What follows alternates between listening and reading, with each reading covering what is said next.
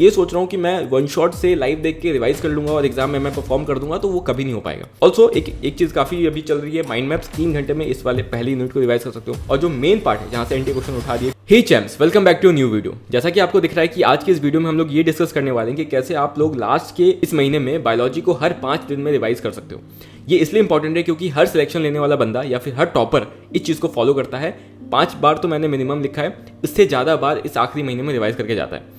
ठीक है, तो आपको पता है नीट 2024 5 मई को है, और अगर आप अभी से दिन कैलकुलेट करोगे जिस दिन मैं वीडियो शूट कर रहा हूँ, 24 दिन बचे हैं आपके नीट 2024 में। और अभी से आपको बेयर मिनिमम 5 बार बायो रिवाइज करके जाना ही है अगर आप चाहते हो कि नीट 2024 में आपके 340 प्लस मार्क्स आए। कोई शॉर्टकट नहीं है इसका, जो मैं इस वीडियो में बताने वाला हूँ वो आपको फॉलो करना है। एक्जैक्ट प्लान मैं आपके लिए लेकर आया हूँ कि किस दिन आपको क्या फॉलो करना है, किस चैप्टर में आपको कितना टाइम देना है, कैसे आप 5 बार रिवाइज कर पाओगे, ये सब मैं यहाँ पे लिख के लेकर आया हूँ। और ये सब मैं आपको टेलीग्राम पे भी प्रोवाइड कर दूंगा, तो मेरे टेलीग्राम चैनल को ज्वाइन कर सकते हो आप। ऑल्सो इस वीडियो में मैं कुछ मिस्टेक्स के बारे में बात करूंगा जो कि अभी आप लोग कर रहे हो और आप लोग सोच रहे हो कि हमारा उससे सिलेक्शन हो जाएगा, जो कि बिल्कुल गलत है, वो भी मैं यहाँ पे डिस्कस करूंगा। तो बिना कोई देरी के वीडियो में आगे चलते हैं और पूरा वीडियो देखना ताकि आपको हर एक चीज डिटेल में समझ आए। अब सबसे पहले मैं आपको एक चीज समझा देता हूँ कि अगर आप इस चीज को फॉलो करते जो यहाँ पे मैं करवाने वाला हूँ, तो आप इजीली, जिसके भी अभी 270 280 मार्क्स आ रहे हैं फुल सिलेबस में, सोच रहा है कि बायो में इंप्रूवमेंट नहीं हो रहा है, वो 340 प्लस मार्क्स तक जा सकता है। क्योंकि जिसके 270 280 है उसके कंसेप्ट क्लियर है, उसने पढ़ा है बायो। दिक्कत क्या है कि उसने फ्रीक्वेंट रिविजन नहीं किया। आपका मेन गोल है कि नीट 2024 के दिन आपको हर चीज याद होना चाहिए, भले ही एग्जाम से निकलने के बाद आप भूल जाओ। ठीक है, और वो कैसे करना है वही मैं आपको इस वीडियो में समझाने वाला हूँ। तो देखो, आपको मैंने पहले भी अपने टाइम टेबल वाली वीडियो में बताया है कि आपको बायोलॉजी में किसी भी तरीके से 4 से 5 घंटा डेली का देना है और इवनिंग का देना है, क्योंकि बायोलॉजी सबका स्ट्रांग होता है और ईजी सब्जेक्ट होता है। तो आप अपना सबसे पीक टाइम उसको मत दो, लेकिन जो आपका दिन का एंड वाला टाइम है वो बायोलॉजी को दो, और 4 से 5 घंटे डेली आपको देना ही है। अब कैसे इस 4 से 5 घंटे को यूज करना है मैं आगे बताऊंगा, और कैसे आपको क्वेश्चन प्रैक्टिस भी करनी है, स्पेशली इंपॉर्टेंट चैप्टर्स जैसे कि जेनेटिक्स यूनिट हो गया, ह्यूमन फिजियो हो गया, प्लांट फिजियो हो गया उसमें, और कैसे आपको एनसीईआरटी रिवाइज करना है, जो कि सबसे इंपॉर्टेंट चीज है और जो लोग नहीं कर पाते हैं। 4 से 5 घंटे में कैसे हम लोग भैया पूरी की पूरी यूनिट रिवाइज कर नहीं समझ पाते हैं, तो वो यहाँ पे डिस्कस करूंगा। अब इससे पहले कि हम लोग आगे जाके सब डिस्कस करेंगे कैसे आपको एक्जैक्टली प्लान को एग्जीक्यूट करना है, हम लोग यहाँ पे बात कर लेते हैं कि जो गलती आप अभी कर रहे हो। आपको अभी बहुत सारे वीडियोस मिल जाएंगे यूट्यूब पे जहाँ पे लाइव लोग प्लांट फिजियो, जेनेटिक्स की यूनिट पूरी की पूरी 1 शॉट्स में लाइव करवा दें बैठ के। ऐसी वीडियोस आपको नहीं देखने अगर आपको सिलेक्शन लेना है। देखो, इससे मार्क्स तो आपका इंप्रूव हो जाएगा, लेकिन आपका सिलेक्शन नहीं होगा। ये वीडियोस उनके लिए ही बन रही है जो कि अपना मार्क्स इंप्रूव करना चाहते हैं, उनको पता है कि सिलेक्शन नहीं होने वाला है, लेकिन कोई ऐसा बंदा जो सिलेक्शन लेना चाहता है वो ऐसी वीडियो नहीं देखा। अब ये चीज मैं इतने कंफर्मेशन के साथ कैसे कह सकता हूँ, क्योंकि मैंने नहीं देखी थी, किसी टॉपर ने नहीं देखा होगा, जो ये वीडियो बना रहा है उसने भी नहीं देखा होगा, और कोई टीचर भी आपको ये कभी नहीं कहेगा कि एंड के महीने में आप 1 शॉट्स देखो, स्पेशली पूरी यूनिट की। आप 1 शॉट देख सकते हो, कब देख सकते हो, जब मैंने मान लो पूरी यूनिट पढ़ी, मेरे को उसमें फोटोसिंथेसिस उतना अच्छे से रिकॉल नहीं हो रहा है, क्योंकि मैंने पहले पढ़ा था लेकिन अब मुझे याद नहीं आ रहा है, तो मैंने सिर्फ उसका एक बार 1 शॉट देखा और उसके बाद फिर से मैं अपने एनसीईआरटी पे ही बैठ जाऊंगा रिवाइज करने के लिए। मैं अगर ये सोच रहा हूँ कि मैं 1 शॉट से लाइव देख के रिवाइज कर लूंगा और एग्जाम में मैं परफॉर्म कर दूंगा, तो वो कभी नहीं हो पाएगा। ठीक है, आपको at the end NCERT revise करनी ही होगी। तो इससे स्यूडो सेटिस्फेक्शन आता है कि उस समय आपको लगेगा कि सब कुछ याद हो गया है, उस समय याद भी हो जाएगा, 1-2 दिन के लिए याद रहेगा, लेकिन एग्जाम के दिन भूल जाओगे क्योंकि आप उस चीज़ को वापस से रिवाइज नहीं करोगे अपने एनसीईआरटी से। तो अगर ये चीज़ कर रहे हो आप, किसी वीडियो से रिवाइज कर रहा हूँ कोई भी चीज़ को, तो वो गलती मत करो। एक बार देख सकते हो अगर कोई चीज़ भूला लग रहा है रिकॉल करने के लिए, लेकिन बाद में एनसीईआरटी की रिवाइज करना है आपको। दूसरा, टॉप 100 एक्सपेक्टेड क्वेश्चन, ये सब कुछ हेल्प नहीं करेगा आपको, बस मार्क्स इंप्रूव करवा देगा 40-50 मार्क्स, इससे ज़्यादा नहीं। सिलेक्शन आपका तब भी नहीं होगा। तो ये वीडियोस उन्हीं के लिए बन रही है जिनको पता है कि सिलेक्शन नहीं होने वाला है, वो बस अपना मार्क्स इंप्रूव करना चाहते हैं, एक रिस्पेक्टेबल स्कोर तक पहुंचना चाहते हैं, तो वो देख सकते हैं। लेकिन जिसको सिलेक्शन चाहिए वो इन वीडियोस को मत देखना, सिर्फ उस 1 शॉट एक पर्टिकुलर चैप्टर का देखना जिसमें आपको लग रहा है कि मेरा ये वीक है, मुझे याद नहीं आ रहा अच्छे से कि मैंने सर ने क्या पढ़ाया था ये वो। ठीक है, ऑल्सो एक चीज़ काफ़ी अभी चल रही है, माइंड मैप्स। तो माइंड मैप्स भी मैंने यूज़ किया था। देखो, मैंने ड्रॉप्स लिए हैं, ठीक है, सबको पता है, और मैंने हर एक ड्रॉप में कुछ ना कुछ गलती करी है, और इसलिए मेरे को हर एक गलती पता है। तो ये माइंड मैप्स का मैं आपको एक्जैक्ट लिमिटेशन बता सकता हूँ कि इससे आप कर सकते हो तैयारी। जो एक बहुत फेमस माइंड मैप घूमते रहता है मार्केट में, पाताल इंस्टीट्यूट का, वो माइंड मैप अगर आप देखोगे अच्छे माइंड मैप्स है, लेकिन उसका लिमिटेशन है 310 से 320 मार्क्स का। ठीक है, इससे ज्यादा मार्क्स आपसे नहीं स्कोर कर सकते हो, क्योंकि जो 1 लाइनर होंगे वो तो आप कर लोगे, कंसेप्चुअल क्वेश्चन होते हैं वो कर लोगे, लेकिन जो स्टेटमेंट वाले क्वेश्चन आते हैं जिसमें मल्टीपल स्टेटमेंट होते हैं, जो एआर क्वेश्चन होते हैं, वो इस माइंड मैप से आप नहीं कर पाओगे। उसके लिए आपको एनसीईआरटी ही पढ़ी होनी चाहिए। ठीक है, और इसका लिमिटेशन मैंने आपको बता दिया, मैंने यूज किया था, मेरा एग्जैक्ट 310 या 320 मार्क्स बना था, और वो भी तब बना था जब मैंने एनसीईआरटी पढ़ी हुई थी। ऐसा नहीं है कि कोई सोच रहा है कि मैं एनसीईआरटी नहीं पढ़ूंगा, सिर्फ माइंड मैप्स करके चला जाऊंगा तो मेरा हो जाएगा। माइंड मैप्स अगर सिर्फ आप कर रहे हो तो आपका मान के चलो 270 280 मार्क्स आएगा। अगर आपने एनसीईआरटी के साथ माइंड मैप किया तो आपके 320 से 320 मार्क्स तक मैक्सिमम आ सकते हैं, और अगर आपने सिर्फ एनसीईआरटी बार बार रिवाइज की तो कोई लिमिटेशन नहीं है, 360 भी आ सकता है। अब ये तो मैंने आपको बता दिया कि क्या आपको गलती नहीं करनी। अब अगर आपको कॉन्फिडेंस चाहिए कि मेरे को एग्जाम के दिन भैया कहीं से भी क्वेश्चन पूछे थे, कितना भी हार्ड पेपर आ जाए बायो का, मैं वहाँ पे कर पाऊँ सॉल्व, और आपको 340 प्लस मार्क्स तो चाहिए ही चाहिए, चाहे कितना ही पेपर का लेवल कुछ भी हो, हार्ड हो इजी हो, अगर आपको 340 प्लस मार्क्स चाहिए तो आपको अपने एनसीईआरटी को ही लेकर बैठना होगा, वीडियो से काम नहीं चलेगा। ठीक है, एनसीईआरटी या फिर अगर आपने नोट्स को, जो भी चीज़ आपने अभी तक रिवाइज करते हुए आए हो, अगर आपने नोट्स बार बार रिवाइज किया तो नोट्स, और एनसीईआरटी बार बार रिवाइज किया तो एनसीईआरटी।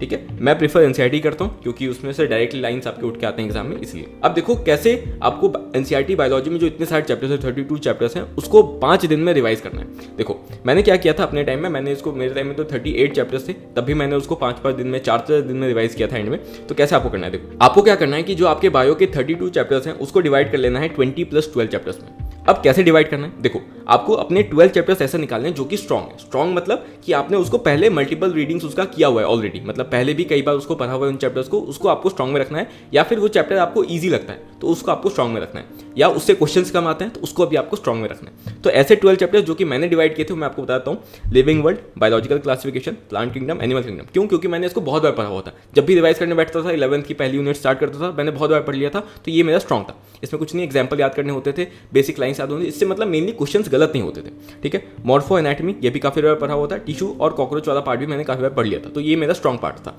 ठीक है, सेल वाली यूनिट से जो सेल वाला चैप्टर है वो मेरे को ईजी लगता था। ह्यूमन फिजियो में ब्रीदिंग वाला चैप्टर काफी ईजी लगता था। ठीक है, उसके बाद ह्यूमन रिप्रोडक्शन यूनिट जो है वो मैंने, जैसे 11th की पहली यूनिट मैंने बहुत बार पढ़ी हुई थी, वैसे 12th की पहली यूनिट भी मैंने बहुत बार पढ़ी हुई थी। तो वैसे ही 12th की यूनिट के जो जितने भी चैप्टर्स थे, अब तो पहला वाला हट गया है, तो 3 ही चैप्टर्स उसमें बचे हैं, तो ये 3 चैप्टर्स भी मैंने अपने स्ट्रॉन्ग में रखा था। तो ये आपका वेराई कर सकता है, जो आपके स्ट्रॉन्ग है, जिसमें आपने मल्टीपल रीडिंग करी हुई है, या जो आपको ईजी लगता है कि इससे मैंने क्वेश्चन गलत नहीं होते, उसको आप इन 12 चैप्टर में रखना। उसके अलावा जो ऐसे चैप्टर है जो आपके इतने स्ट्रॉन्ग नहीं है, या फिर जो बहुत इंपॉर्टेंट है, मतलब उससे हाई वेटेज चैप्टर है, बहुत ज़्यादा क्वेश्चन आते हैं उससे, उनको आपको रखना है नॉट सो इंपॉर्टेंट या वेरी इंपॉर्टेंट वाली यूनिट में, मतलब 20 चैप्टर में उसको रखना है। उसको आपको डिवाइड कर लेना है 4 ग्रुप्स में, जैसे कि मैंने यहाँ पे आपके लिए डिवाइड करके दे दिया। अगर आप एक्जैक्टली इसको फॉलो करना चाहो तो कर सकते हो, क्योंकि मैंने इजी हार्ड दोनों मिक्स करके यहाँ पे रखा है। जैसे कि पहला यूनिट है जिसमें सेल साइकिल आता है, बायोमोलिक्यूल, फोटोसिंथेसिस, रेस्पिरेशन और प्लांट ग्रोथ वाला जो चैप्टर है आपका। ठीक है, दूसरा यूनिट है जिसमें बॉडी फ्लूइड सर्कुलेशन, एक्सक्रीशन वाला चैप्टर है, लोकोमोशन, केमिकल कोऑर्डिनेशन वाला, ठीक है, मतलब जिसमें हार्मोन्स वगैरह है, और न्यूरल कंट्रोल वाला चैप्टर जो है वो आता है। ठीक है, उसके बाद थर्ड जो यूनिट है उसमें आती है आपके प्रिंसिपल ऑफ जेनेटिक्स, मतलब जेनेटिक्स यूनिट पूरी की पूरी आ रही है। अच्छा, उसके बाद चौथी यूनिट में आपको ह्यूमन वेलफेयर रखना है, बायोटेक एंड प्रिंसिपल वाला चैप्टर रखना है, बायोटेक एंड एप्लीकेशन वाला चैप्टर रखना है, और बायोडाइवर्सिटी रखना है। ठीक है, और लास्ट वाली यूनिट में आपको human health and disease, organism, population, ecosystem, ये मतलब अभी हमने रखा है, बाद में इसको हम लोग बाकी यूनिट्स में मिला देंगे। ठीक है, मैं अभी आपको समझाऊंगा कैसे आपको इसको यूज करना है। तो इस तरीके से मैंने बता दिया कि कैसे आपको चैप्टर्स को डिवाइड करना है। ये हो गए आपके 20 चैप्टर्स जो कि मैंने अभी आपको बताया, और ये हो गए आपके 12 चैप्टर जो कि आपके स्ट्रॉन्ग है। अब आपको दिख रहा होगा कि मैंने हर चैप्टर के बगल में यहाँ पे कुछ नंबर्स लिखे हैं। तो ये क्या नंबर है? ये है कि उस चैप्टर को कंप्लीट करने के लिए जब आप रिवाइज कर रहे होगे तो मैक्सिमम टाइम आपको ट्राई करना है कि उतना ही दे।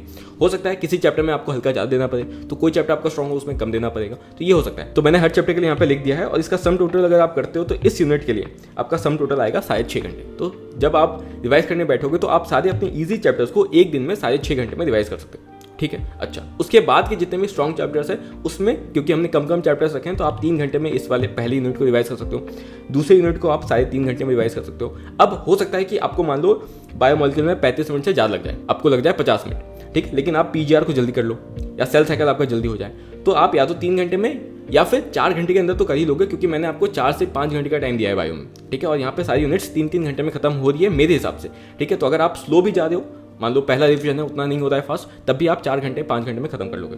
तो 3 घंटे में आपका ये हो गया, 3.5 घंटे में ये हो गया। 3 घंटे में जेनेटिक्स रखा है, मेरे को पता है कि बहुत लोगों से आधे 4 घंटे लग जाएगा, 4 घंटे लग जाएगा, लेकिन हो जाएगा, अपने उस दिन के अंदर हो जाएगा। इसलिए जब मैंने क्लासिफिकेशन किया था तो मेरे को पता है कि इस यूनिट से बहुत क्वेश्चन आते हैं और ये सबका वीक रहता है, तो इसको मैंने यहाँ पे सिर्फ 3 ही चैप्टर रखा है, इसमें कोई भी दूसरे चैप्टर्स इंक्लूड नहीं किए, क्योंकि मैं चाहता हूँ कि आप जब भी जेनेटिक्स में बैठो तो आप पूरा का पूरा ध्यान जेनेटिक्स में ही दो। उसके बाद इस यूनिट में भी आपको दिख रहा है बायोटेक वाला यूनिट काफी इंपॉर्टेंट है, तो इसमें भी मैंने जो बाकी 2 चैप्टर्स रखे हैं वो ईजी रखे। ठीक है, तो ये हो गया आपके 2 घंटे का चैप्टर। इसको अगर मान लो आपसे नहीं हो रहा है फास्ट, आपने बायोटेक उतना अच्छे से नहीं पढ़ रखा है, तो आपका 3-3.5 घंटे में हो ही जाएगा। तो इसलिए मैंने यहाँ पे जो टाइम दिया उससे आप बढ़ा के भी अगर जाओगे तभी आप लिमिट में ही खत्म करोगे, 4 से 5 घंटे में खत्म करोगे, जो कि बहुत अच्छा टाइम। अब देखते हैं कि कैसे आपको इसको यूज़ करना है। इन 6 यूनिट्स मैंने यहाँ पे लिखवाए आपको कैसे आपको इसको यूज़ करना है, ताकि आप 5 बार रिवाइज कर पाओ बायो को अभी से स्टार्ट करके।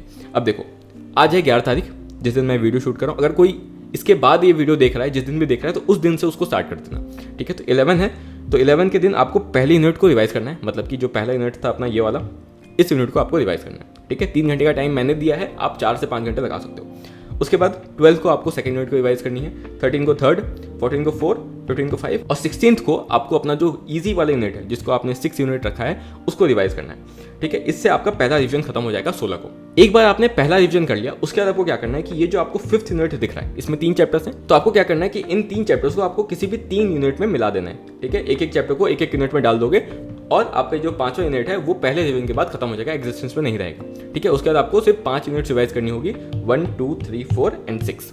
ठीक है, तो वही आपको दिख रहा है कि रिवीजन 2 में आपको 17 को पहला यूनिट रिवाइज करना है, 18 को सेकंड, 19 को थर्ड, 20 को 4 और 21 को 6। ठीक है, तो ये हो गया सेकंड रिवीजन आपका। वैसे ही आपका थर्ड डिवीजन होगा। फिर आपका जब थर्ड डिवीजन हो जाए तो उसके बाद आपको फोर्थ डिवीजन में क्या करना है कि फर्स्ट और फोर्थ यूनिट को साथ ही साथ 27 को रिवाइज कर लेना है। ठीक है, उसके बाद सेकंड, थर्ड और 6 जैसा आप लोग करते हैं। उसके बाद जो आपका लास्ट रिवीजन होगा, रिवीजन नंबर 5, जो कि आप मई में करोगे, उसमें आपको क्या करना है कि फर्स्ट मई को आपने 1 और 4 यूनिट जो है उसको रिवाइज कर लेनी है। सेकंड मई को आपको सेकंड और थर्ड यूनिट रिवाइज कर लेनी है। थर्ड को आपको 6 नंबर यूनिट रिवाइज कर लेनी है। उसके बाद फोर्थ को आपको क्या करना है कि जो भी इन यूनिट्स में आपको लगा कि नहीं ये मेरा वीक रह गया, अभी भी कॉन्फिडेंस नहीं आ रहा है, उस वाले यूनिट्स को स्पेसिफिकली अगर मैं अपना एग्जांपल देता तो मैं जेनेरिक्स पढ़ के जाता। ठीक है, मुझे पता है हाई वेटेज चैप्टर्स हैं, इसमें क्वेश्चन घुमाएंगे वो, इनके अलावा कहीं भी वो हार्ड क्वेश्चन नहीं बना सकते। जेनेटिक्स पढ़ के जाता, बायोटेक एप्लीकेशन और प्रिंसिपल वाला चैप्टर करके जाता। अगर इकोलॉजी मेरे को लग रहा है कि इकोलॉजी मेरा वीक है तो मैं वो करके जाता।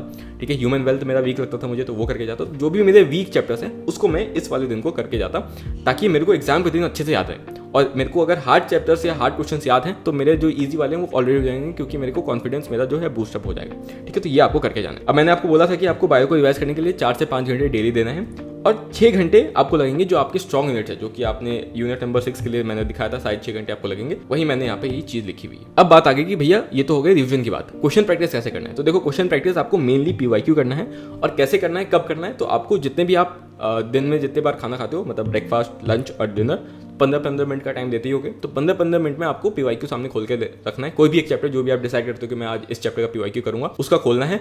और ब्रेकफास्ट के टाइम आप मान लो आपने 15 मिनट का किया, तो 15 मिनट में 20 क्वेश्चन आपने सॉल्व कर लिया, क्योंकि देखना है बस और सोचना है दिमाग में और सॉल्यूशन बगल में देख लेना है। तो फोन में खोल लो अपने, या फिर बुक आपके पास अगर है PYQ वाली वो खोल लो और वहाँ पे सॉल्व कर लो। लंच में 15 क्वेश्चन कर लो, डिनर में 15 क्वेश्चन कर लो। तो ऐसे करते करते कोई भी चैप्टर में अगर मान लो 60 क्वेश्चन है तो आपने 45 क्वेश्चन सॉल्व कर लिए।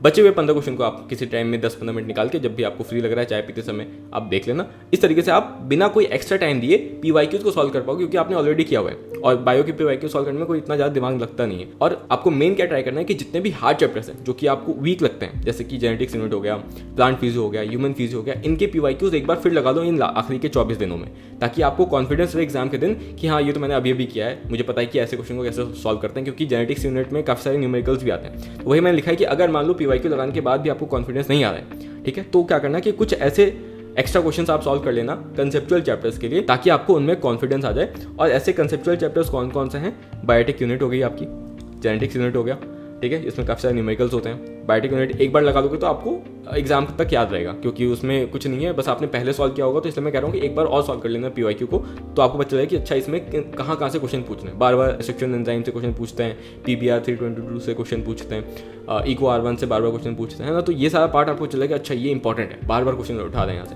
रिप्रोडक्शन यूनिट एक बार देख लेना, क्योंकि इंपॉर्टेंट है, स्पेशली ह्यूमन रिप्रोडक्शन। छोटा चैप्टर है लेकिन क्वेश्चन अच्छे आते हैं उससे।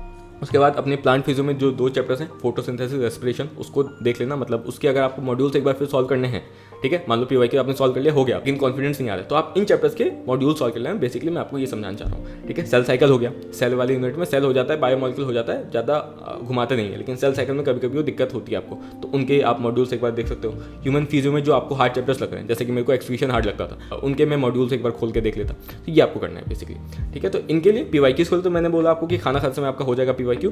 और एक्स्ट्रा क्वेश्चन के लिए आप कभी भी टाइम निकाल लेना, आधा घंटा 40 मिनट, इतने में आपका क्वेश्चन सॉल्व हो जाता है बायो का। और एक बार अभी सॉल्व कर लोगे तो आपको लंबे समय तक याद रहेगा, एटलीस्ट 20 दिन तो याद रहेगा, क्योंकि PYQ सॉल्व करने के बाद आप उसको फ्रीक्वेंट रिवाइज कर रहे हो, तो आपको जैसे ही उस टॉपिक को फिर से पढ़ोगे तो आपको क्वेश्चन याद आएगा, हाँ ऐसा क्वेश्चन तो मैंने किया था, ठीक है। उसके बाद मैं रिवीजन का कुछ रूल आपको बताता हूँ, जो कि आप गलती करोगे जब भी आप रिवीजन करने बैठोगे, क्योंकि आपको आदत नहीं है। तो पहला रिवीजन जब भी आप करोगे तो चैप्टर को आगे से पीछे के लिए पढ़ना, इंट्रोडक्शन से स्टार्ट करना और एंड तक जाना, मतलब जो फर्स्ट रिवीजन मैंने लिखा था। लेकिन जब सेकंड रिवीजन में आओगे तो उस समय से आपको पीछे के टॉपिक से स्टार्ट करना है और आगे तक आना है, क्योंकि होता क्या है कि आप इंट्रोडक्शन में बहुत ज़्यादा टाइम देते हो, पूरे फुल एनर्जी के साथ बैठते हो, और जो मेन पार्ट है जहाँ से एंटी क्वेश्चन उठा दिए पीछे से, वहाँ तक आपकी एनर्जी लो हो जाती है और आप ध्यान नहीं दे पाते हो जहाँ से वो क्वेश्चन बनाएंगे, ठीक है, और एग्जाम में आपको याद नहीं आता है फिर, ठीक है। तो अगले रिवीजन से, सेकंड रिवीजन से आपको पीछे से रिवाइज करना है आगे की तरफ। उसके बाद आपको इंपॉर्टेंट टॉपिक्स पे ज़्यादा फोकस करना है और बाकी टॉपिक्स को, बाकी लाइंस को बस फास्ट रीड करते हुए निकलना है। आपको देखना है कि देखो अगर ये लाइन आता है एग्जाम में तो क्या मैं इसको पढ़ के समझ सकता कि ये सही लिखा है गलत लिखा है, ऐसे लाइंस को आपको इग्नोर करना है।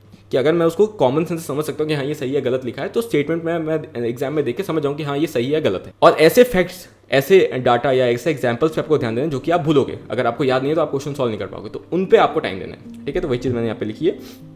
ऑल्सो इंपॉर्टेंट टॉपिक्स का ये मतलब है, जैसे कि आप अगर बायोलॉजिकल क्लासिफिकेशन कर रहे हो तो आपको पता है कि मेरे से वायरस फंजाई में क्वेश्चन गलत होते हैं, या फिर फंजाई मेरे को याद नहीं रहता, तो मैं मेन टाइम यहाँ पे दूंगा। मोनेरा प्रोटिस्टा को मैं कम टाइम दूंगा, क्योंकि मेरे को पता है कि अगर मैं इसको छोड़ भी दे रहा हूँ तब भी मेरे से क्वेश्चन सॉल्व हो जाते हैं, ठीक है। प्लांट किंगडम में मेरे से क्या होता है, जिम्नोस्पर्म से क्वेश्चन गलत हो जाते थे, मेरे को याद नहीं रहता था जिम्नोस्पर्म, थोड़ा कंफ्यूजिंग लगता था, तो वो देख लेता।